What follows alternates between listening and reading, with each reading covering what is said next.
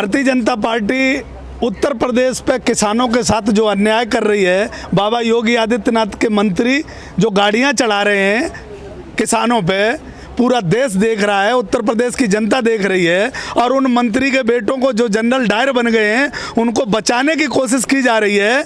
और मैं भारतीय जनता पार्टी और बाबा योगी आदित्यनाथ जी से कहना चाहता हूं, क्या ये मंत्री का बेटा है और मंत्री है, उस पर उसकी घर पे बिल्डोजर चलेगा या नहीं चलेगा, जो किसानों को जिस तरीके से कुचल रहा है।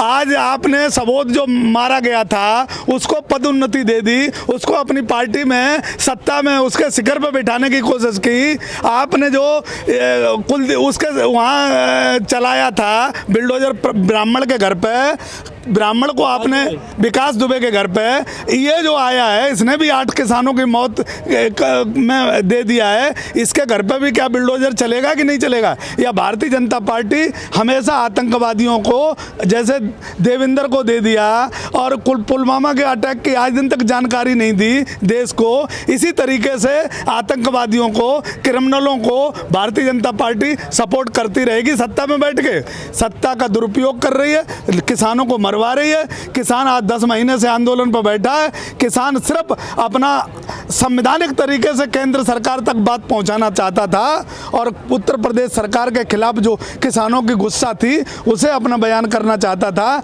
लेकिन ये लोग किसानों के पीछे पड़े और इनका बिल्डोजर सिर्फ निर्दोष लोगों पे और देश के जाति बिरादरी के हिसाब से चलता है। जो विरोध करता है ना बीजेपी का, उसके ऊपर गाड़ियां चढ़ जाती, गाड़ियां ये सत्ता में अभी ने 3 महीने और रह गए हैं। 3 महीने के बाद चुनाव है। इनकी गाड़ियां, वो बिल्डोजर खड़े हैं, उनमें तेल खत्म हो गया है। दूसरे सरकारें आएंगी, वो तेल डलवा के और उन्हीं लोगों के ऊपर बिल्डोजर चलाएंगी, क्योंकि ये जो बाबा योगी आदित्यनाथ जी ने गिफ्ट में लोगों को दिया है ये बरकरार रहेगा। ये योगी आदित्यनाथ जी जो दे के जा रहे हैं वो बरकरार रहेगा, उसे खत्म नहीं करने वाला। किसानों के आरोप लग रहा है कि जो किसान वहाँ पे थे, प्रदर्शन कर रहे थे, उन्होंने पत्थर चलाए, तलवार हाथ में था, इसलिए जो ड्राइवर था उनका डिसबैलेंस हो गया। किसानों के हाथ में कोई तलवार नहीं थी, किसानों के हाथ में डंडा और झंडा रहता है। ये सब सिर्फ मीडिया का और भारतीय जनता पार्टी का और आरएसएस का प्रोपेगेंडा रहता है। वायरल हो रहा है जिसमें गाड़ी के शीशे टूटे हुए पत्थरों से, गाड़ी के शीशे, गाड़ी वो छोड़ के चला गया, गाड़ी पलट गई है, चलती गाड़ी में से कूदा है, ये वीडियो आ गया है, चलती गाड़ी में से कूदा है वो। जो पत्रकार की मृत्यु हुई है उसके भाई ने एक सोशल मीडिया पे वीडियो जारी किया है कि हमको जो कुछ मीडिया वाले आकर के दबाव डाल रहे हैं कि इस तरह से बयान दीजिए।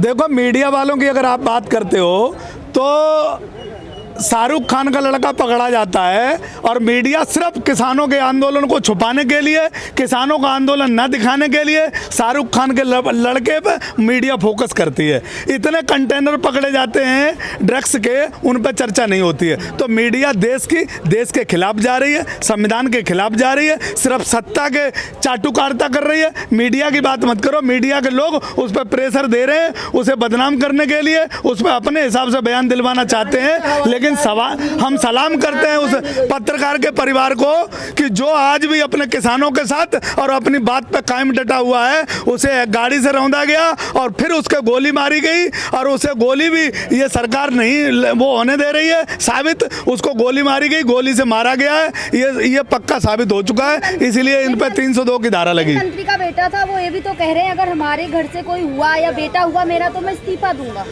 वो मंत्री इस्तीफा नहीं देगा, इसलिए नहीं देगा कि बाबा योगी आदित्यनाथ जी का उस पर आशीर्वाद है। सारे क्रिमिनलों पे बाबा योगी आदित्यनाथ जी का आशीर्वाद रहता है, क्योंकि योगी जी खुद उसी मानसिकता के हैं। वो इस्तीफा नहीं देगा। ये जब तक किसान मांग नहीं करेगा, मजबूती से खड़े होकर बॉर्डरों पे, वो इस्तीफा बाबा योगी आदित्यनाथ जी के संरक्षण में रहेगा। पहले किसने इस्तीफा दिया? इतने क्रिमिनल बैठे हैं, इतनों ने दंगा करवाया, इन्होंने मुकदमा कायम है, किसी ने इस्तीफा नहीं दिया और ना इन्होंने किसी को बर्खास्त किया। बाबा का क्या योगदान? ये तो इस्तीफा तो मोदी जी लेंगे ना, केंद्रीय है ना राज्य मंत्री। बाबा ने उसका ट्रैक रिकॉर्ड देख के नहीं बनाया, वो दलाल था, वो स्मगलर था वहाँ का। 8 मुकदमे उस पर पहले से चल रहे हैं, न जाने कितने मर्डर कर रखे हैं उसने।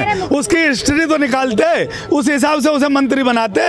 वो वहाँ का बहुत बड़ा माफिया है, इसलिए उसे मंत्री बनाया। और ये जानबूझ के भारतीय जनता पार्टी ने किसानों को ऊपर गाड़ी चढ़वाई है, उसका ट्रैक रिकॉर्ड भी वही है। इसलिए भारतीय जनता पार्टी किसानों के खिलाफ है, किसानों की आवाज़ दबाना चाहती है, संविधान को मारना चाहती है, राष्ट्र को मारना चाहती है। ये लोग राष्ट्र को बचाने के लिए बैठे हैं। योगी आदित्यनाथ जी की मानसिकता देश विरोधी है, उत्तर प्रदेश विरोधी है।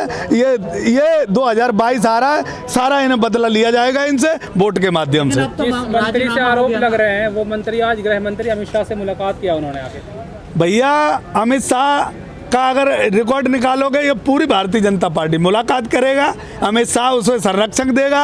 इस्तीफा हो जाना चाहिए था, अब मुझे लगता है कि उसका इस्तीफा भी नहीं होगा।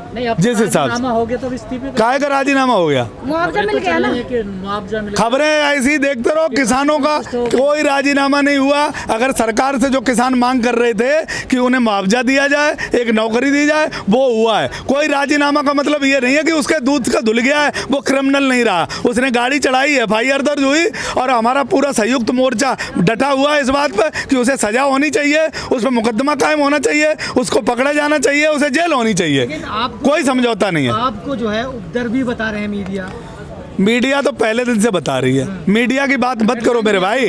लोगों ने टीवी देखना बंद कर दी, हमने उस मीडिया का बहिष्कार कर दिया है। उस मीडिया को हम देखना नहीं चाहते। वो मीडिया आंदोलन में नहीं आती। वो दलाल मीडिया जो बैठी है, उस मीडिया की आप बात मत करो।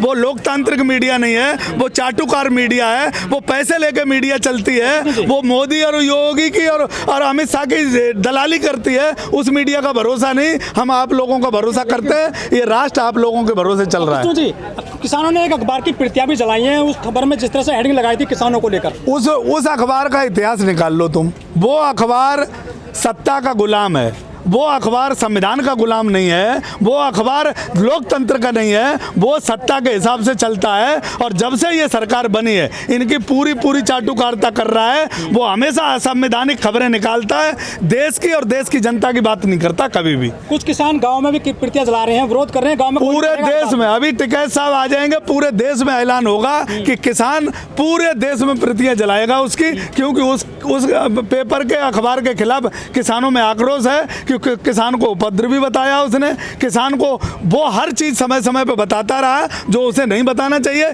किसानों के बीच में आके कभी किसानों से अपना पक्ष नहीं पूछा। वो सिर्फ सरकार का पक्ष रखता है, वो सरकार की दलाली करता है, वो सरकार का काम करता है, वो लोकतंत्र का काम नहीं करता है। लेकिन किसानों के अलावा कुछ और लोग भी मरे, उन पर क्या कहोगे? किसानों के अलावा जो लोग मरे वो उन्हीं के लोगों ने मारे। किसान ने किसी का कोई हत्या नहीं की। किसान सिर्फ वहाँ अपने बचने की स्थिति में था, अपने लोगों को हॉस्पिटल ले जाने की स्थिति में था, अपने लोगों को बचाने की स्थिति में था। आपने जो कंडीशन वहाँ की देखी है, किसान ने किसी को नहीं मारा। जो 6 गाड़ियाँ थी और 3 गाड़ियों में कुचले गए लोग, 3 गाड़ियों से, वो गाड़ियाँ कहाँ थी, वो लोग कहाँ हैं, वो कौन लोग थे, उनकी सबकी जाँच होने। क्या जो लठ बजा जो वीडियो आ रहे हैं, जो मारे गए, वो लठ बजाने वाले आरएसएस के लोग तो नहीं थे। जो लोग मार रहे थे वो आरएसएस के लोग नहीं थे।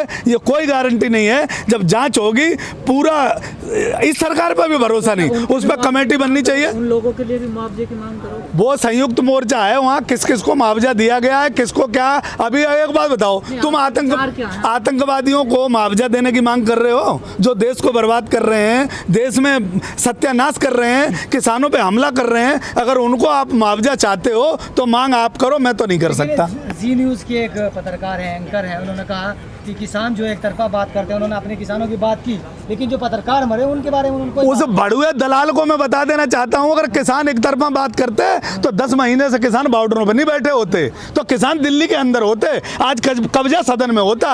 ये किसान एक तरफ की बात नहीं करता, लोकतंत्र की बात करता है और 10 महीने से सरकार से अपने आवेदन कर रहा है कि हमसे बातचीत करो, किस दरवाजे पे आना है, किस जगह आना है, किस ऑफिस में आना है, कौन बात करेगा। सरकार, किसान ये पहले से नाम पूछ रहा है। किसान कभी एक तरफा बात नहीं करता।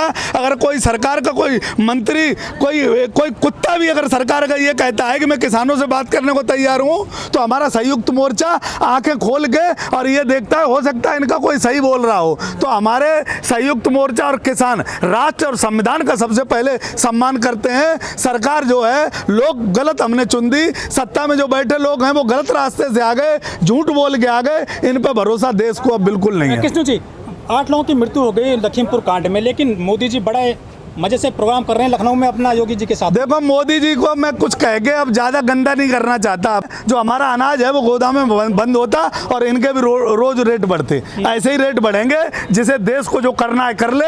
हमें सिर्फ वोट का सहारा है। 2022 आ रहा है, 2024 आ रहा है, वही एक हमारे लिए रास्ता है। क्योंकि हम दंगा नहीं कर सकते, हम झगड़ा नहीं कर सकते, हम कोई और रास्ता नहीं अपना सकते। ये मेरे ऊपर गाड़ियाँ चढ़ाएं। हम अपना जो हमारी भाषा जो हम बोल सकते हैं आपके माध्यम से वो हम बोल सकते हैं। हम अपने देश को जलाना नहीं चाहते, अपने संविधान का उल्लंघन नहीं करना चाहते, इसलिए हम आंदोलनों पे बैठे हैं। हम अपनी बात पहुंचाना चाहते हैं और 2022 और 2024 में वोट के माध्यम से इन्हें हटाना चाहते हैं। आज महेंद्र सिंह टिकैत साहब की जयंती है, क्या कहना चाहोगे? किसान मसीह आ रहे हैं। आज मुझे बाबा की याद आ रही है। जो बाबा ने देश को एक सूत्र में सारे किसानों को बांधा था।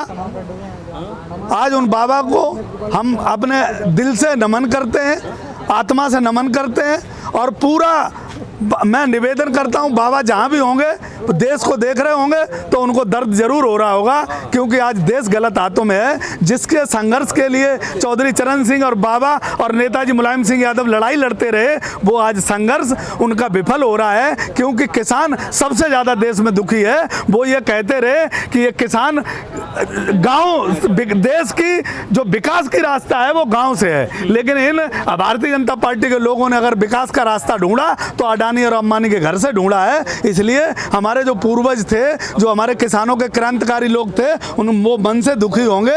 लेकिन मैं अपने दिल से उनको सिद्धरा सुमन अर्पण करता हूं और उनको नमन करता हूं। भगवान जहां भी हों वो खुश रहें, पर हम लोगों को शक्ति देते रहें कि जो हम इन जालिमों से लड़ते रहें।